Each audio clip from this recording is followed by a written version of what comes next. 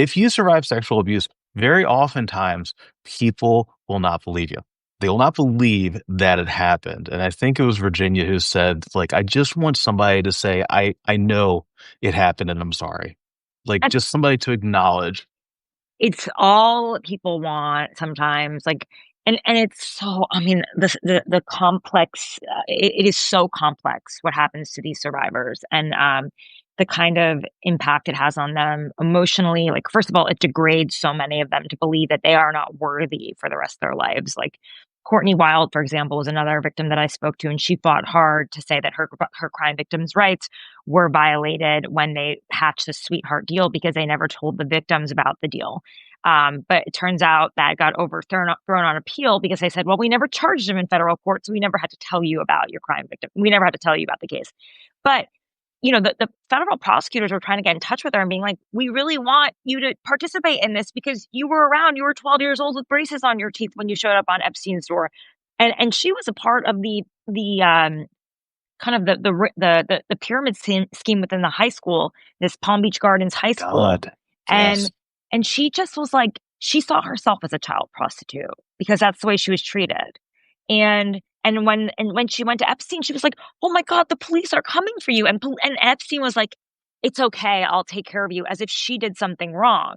The And it fuck. wasn't until the feds, this federal prosecutor Marie Villafana, brought her testimony from the other girls, including from her best friend who she recruited, she started to cry, and she started to realize, like, we're humans. Actually, we deserve to be Yeah. protected. And it took her a long time. Like, that's people don't understand how much bravery you need to have as a Jane Doe to come out and talk, and especially when the man is celebrated, especially when the man Yeah. or the woman, whoever's Yeah. perpetrated the crime, when they are celebrated by society, it becomes even more painful. And so sometimes if just people say to you, like, you know what, I know this happened to you, and I'm so sorry. The denials cut through even more deeply. And the sad thing, and you keep seeing this over and over and over again. The girls get the money, right? NDA, whatever it is, civil Yeah. sue, this and that. And what do they do with the money? They hate the money. They hate Yeah. the money so much. They destroy their lives with the money because to them it feels like a second payout for the prostitution or whatever, the pain they felt, the grief they felt, as if they were paid for their bodies again. And so in the case of Courtney Wild, she completely ruined her life. She fell into a life of drugs, and she Jesus. ended up shoplifting or something along those lines, like a very minor crime, but ends up in this Yeah. horrible prison in Florida while, Epstein's doing time in a county jail and getting to wear an ankle bracelet and hanging around town. So it's like, it's just so it's a really sad, sad pattern, and you see it so frequently. And the more I spent time talking to these women and the victims, the more I realized, like, the story is always the same. It's really always the same because when you've been victimized, you stop seeing yourself as worthy, and you desperately want to be validated. Yeah. And you desperately want someone to say, I see you, I know you, I know what this was about. And so even if, like, Juan could place her in the house and say, yeah, Yeah. I used to pick you up. Yeah. Nadia Borland, I believe, I don't know if we used her name in the episode, but Juan testified about her as well because he used to pick her up from her house and bring her over to Epstein's house. And she testified in the Ghislaine Maxwell story, in the Ghislaine Maxwell case. Mm. So there's so many pieces. And I just hope in all of this that the victims are not forgotten, and the way that they are feeling right now is they feel really betrayed. I mean, they really do. And they're like, call me. I'll tell you what happened. Yeah. Call me. Why are you talking to Ghislaine Maxwell? Yeah. Yeah. It's really like it's astounding to see, and I just it's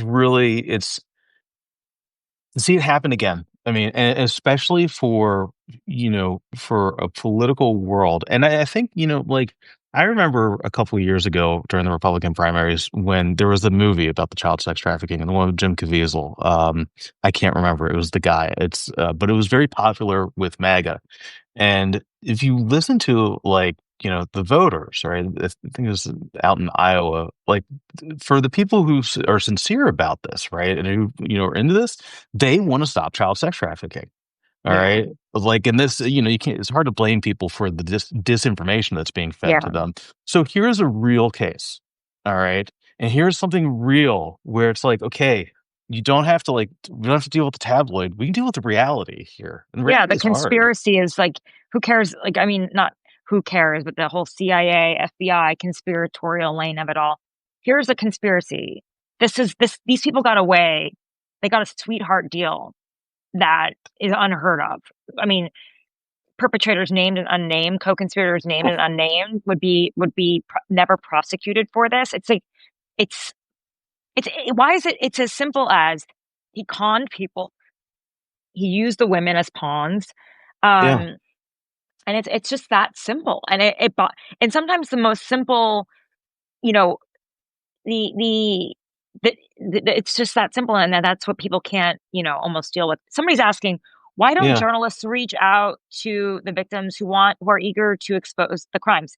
We do, and we talk to them all the time, Yeah. and then they're disregarded and attacked, the Yeah. victims, the journalists, and it takes a lot of courage, especially when the victims are so Yeah. powerful and they're slapped with defamation suits if they say anything, right?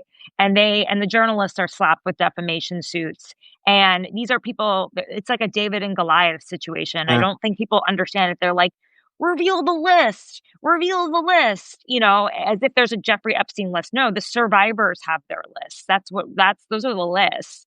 Yeah. And that's a really scary thing. And I just think that people don't truly understand the story. Does this help my team or does it help their team? It's really frustrating. And I see it from everyone. I get it's very upsetting. Like, not just from online trolls, from real people that Yeah. not online. You know what I'm saying? From Yes. Yeah. people Yeah. who should who seem to be advocates Yeah. for victims, Yeah. who seem to care about justice. And then when it comes down to like, well, does it hurt my people or does it help my people? Or is that my friend that was a part of it or was it not? And Yeah. that's when you start to get to this then that's when it starts to get dark. At least for me, I'm just like, oh fuck. You know what Yeah. I mean? Like this is the world we live in.